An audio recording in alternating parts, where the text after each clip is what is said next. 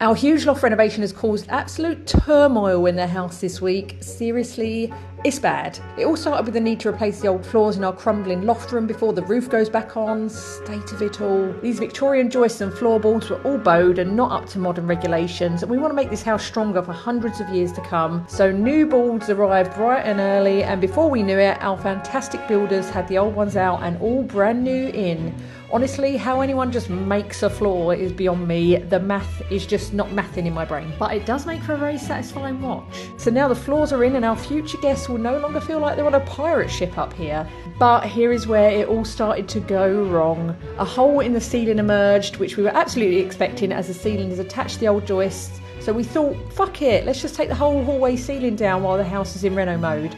And yeah, bad idea. Our weekend became a dust-soaked hellscape. We naively didn't expect it to create so much mess. You'd think 3 years into a renovation and we'd be more clued up, but here we are. Have you ever had to hoover your walls and then scrub them for 3 hours straight? Because I have. Anyway, I won't dwell on this because honestly, I want to forget it ever happened. Oh my God! But in more pressing news, remember our jumbo fireplace we didn't know whether to keep exposed or cover up? Well, we have officially decided to keep it exposed. The full process is coming up next time, and there's a giant steel beam being craned into our house. All the best, yeah?